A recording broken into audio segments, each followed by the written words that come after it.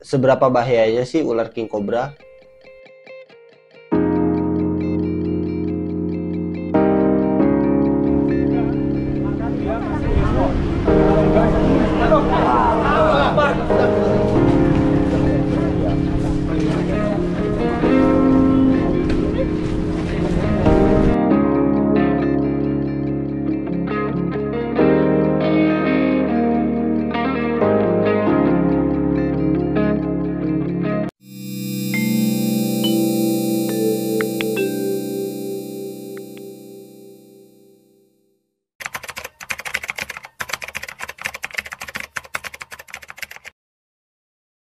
King Cobra bedanya apa? Oh ya beda. Jadi King Cobra itu genusnya beda. Dia Ophiophacus hana.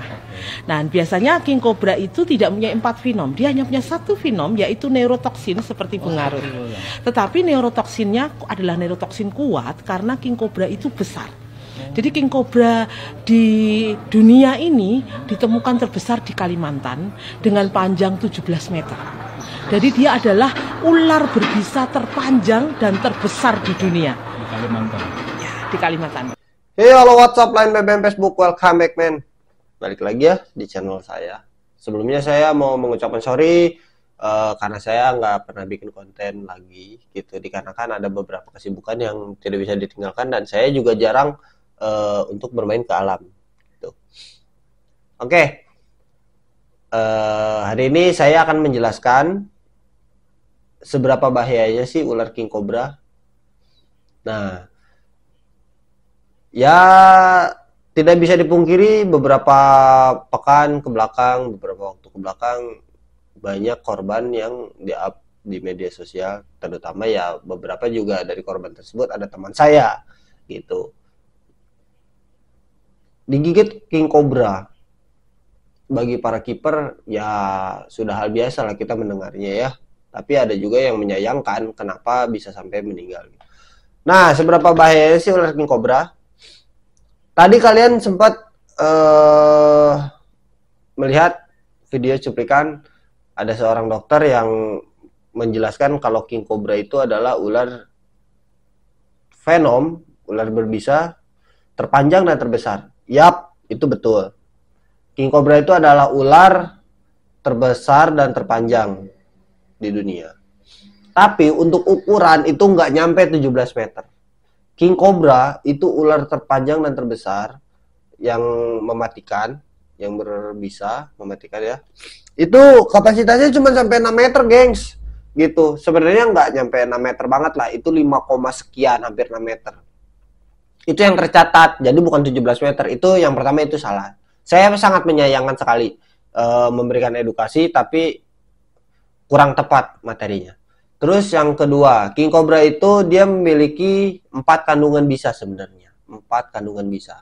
Ada neurotoksin, hemotoksin, kardiotoksin, sama sitotoksin. Nah, dokter tadi kan bilang ada neurotoksin. Ya, memang iya. Jadi neurotoksinnya itu yang lebih dominan sebenarnya itu. Nah, ini yang saya pelajari ya. Ini yang saya pelajari karena saya sempat belajar king cobra itu. Ya bisa megang king cobra itu bisa nyampe 7 tahun apa 6 tahun gitu. Saya baru bisa berani pegang. Nah, berani pegang kulitnya gitu. Si ularnya itu pun nggak nyampe kepalanya. Jadi kepalanya dipegangin sama orang, terus saya megang ekor. Itu saya baru berani. Karena apa? Saya orangnya mempelajari dulu, baru praktek. Gitu. Nah, king cobra itu dia kenapa bisa memiliki 4 kandungan bisa? Yaitu ada neurotoksin, hemotoksin, kardiotoksin, sitotoksin. Nah, yang pertama itu. Tapi dari 4 kandungan bisa ini memang lebih dominan neurotoksinnya yang terlihat. Jadi misalkan dari 100% kandungan bisa itu neurotoksinnya berapa puluh persen, terus hemonya berapa puluh persen, terus kardiotoksinnya berapa, sitotoksinnya berapa. Nah, itu makanya tapi lebih kuatnya di neurotoksin. Nah, kembali lagi, king cobra itu sangat berbahaya, iya bagi manusia. Bahkan kan king cobra itu adalah salah satu deretan ular berbisa gitu di dunia. Untuk tingkat kasusnya memang banyak banget, banyak banget. Nah, makanya jadi buat kalian para kiper atau para masyarakat di luar sana harus selalu hati-hati. Sebenarnya king cobra itu dia memiliki sifat penakut terhadap manusia itu. Jadi lebih dominan kabur dibandingkan lebih dominan melarikan diri dibandingkan harus berpapasan langsung dengan manusia.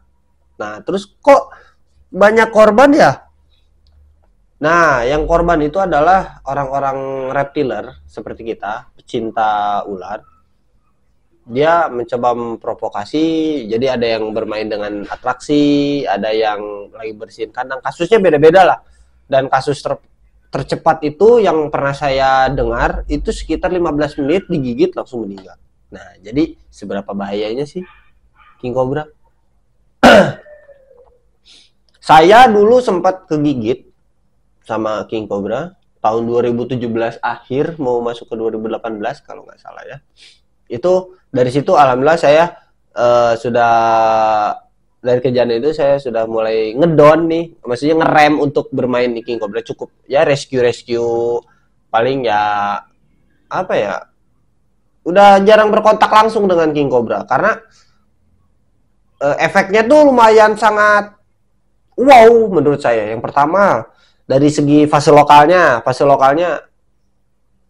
wah udah jangan sampai kalian merasakan, pokoknya dari pegelnya, sakitnya, belum nanti masuk ke sistemik itu ada muntah-muntahnya, terus ada sesak nafas gitu, karena nyerangnya kan jaringan saraf pernafasan juga, ke jantung juga itu.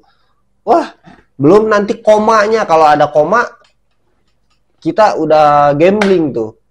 Nah, cuman sayangnya ketika kita digigit sama king cobra di Indonesia ini belum ada serumnya, guys. Nah, nama serumnya itu adalah monopalen. Monopalen itu di Indonesia nggak ada. Belum di Indonesia ini belum mencetak serum anti bisa ular khusus king cobra. Nah, di Indonesia adanya cuman polipalen. Polipalen itu khusus kobra, terus elang, terus sama ular tanah, rhodostoma. Nah, terus king cobra ini gimana kalau misalkan kita tergigit? Ya, itu balik lagi. Ketika kita digigit ular, pertolongan pertama apa yang harus kalian lakukan? Banyak sebenarnya cara pertolongan pertama. Ada yang lebih soft, ada yang ekstrim. Nah, kalau yang ekstrim itu bisa dengan cara dibakar, terus disetrika, terus ada juga yang sampai merelakan organnya diputus. Contoh, misalkan kita digigit di tangan, di jari, itu ada yang langsung bisa nyampe diputus. Gitu. Ya, nantilah di next konten saya akan menjelaskan pertolongan pertama mana nih yang bisa cocok dengan kalian. Gitu. King cobra adalah salah satu ular kanibalisme. Jadi dia memakan ular lagi, kadang dia juga makan biawak. Gitu. Terus seberapa bahayanya ketika king cobra meneteskan si bisanya, itu dia bisa membunuh gajah dewasa, guys. Kebayang nggak? Satu kali gigitan gajah dewasa aja bisa tewas. Apalagi manusia. Nah, Ray, lu pernah kegigit nggak? Alhamdulillah saya pernah merasakan, dan jangan sampai saya merasakannya lagi. Saya menghindari gitu. Ya meminimalisir itu terjadi. Karena ya yang pertama obatnya nggak ada, yang kedua sakitnya, yang ketiga ya mudah-mudahan kasus korban king cobra ini sudah berkurang ya, mudah-mudahan ya. Ditambahkan sekarang king cobra itu masuk dilindungi kelas 2 gitu. Ya mudah-mudahan bisa naiklah ke tingkat dilindungi yang pertama ke 1, kelas 1 gitu. Supaya meminimalisir korban-korban yang terjadi, ditambah juga apa ya yang kepengen saya sih itu gitu. Gitu guys. Sebenarnya saya ini lagi kurang enak badan, ini flu dan ya begitulah ya, sedikit flu dan ada batuk, jadi saya tidak bisa banyak bicara, ditambah kan suara saya juga begini ya, jadi kayak kurang enak gitu aja memberikan edukasinya. Sebenarnya gini, intinya dari obrolan ini, teruntuk kalian masyarakat atau kiper atau pecinta reptil, hindari, kalau bisa hindari. Kalau nggak bisa dihindari ya minimal jangan berkontak langsung lah gitu. Jangan free hand seperti saya dulu. Karena banyak catatan kematian itu ya kebanyakannya orang-orang free hand gitu. Nah, buat kalian kalau bisa pakai safety tool lah gitu. Kita kan ada hook, ada grab stick gitu yang bisa dibeli. Kenapa kita nggak pakai itu aja dibandingkan pakai free hand? Gua mengerikan ya, kenapa salah satu senior saya baru aja bulan kemarin meninggal karena digigit king cobra yang bertujuannya memberikan edukasi pelatihan, tapi karena kecelakaan lewat. Terus akhir tahun kemarin mau pergantian tahun, 2 teman saya tergigit, yang satu lewat, yang satu alhamdulillah masih selamat. Dia bisa survive dari melawan rasa sakitnya. Dia sempat koma 2 hari, dan pas sadar dia langsung nelpon saya gini-gini, ya minta maaf karena keteledorannya, ya wajar, namanya juga manusia gitu kan.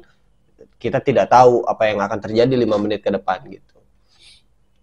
Terus dia nanya-nanya kalau ini ada nekrosis atau enggak, terus nanti pengobatannya untuk efeknya itu seperti apa, cara mengobati tingkat lanjutnya ketika sudah di rumah gitu. Jadi saya kasih tahu obatnya begini, caranya begini, terapinya begini. Nah, jadi buat kalian, kalau kalian melihat video tadi, ibu-ibu dokter tadi, itu menurut saya pribadi itu kurang tepat, atau bisa dikatakan materinya ada beberapa yang salah gitu. Itu king cobra itu nggak nyampe 17 meter guys, itu mah piton, itu mah anaconda baru bisa nyampe, bahkan titanoboa tercatat bisa nyampe seperti itu. Mungkin cukup sekian lah ya di video saya kali ini ya. Ini awalan konten saya di bulan ini. Baru bisa upload lagi. Thank you yang udah nonton. See you next video. Thank you yang udah like, comment, share, di follow, subscribe. Tunggu konten-konten saya selanjutnya. See you, goodbye.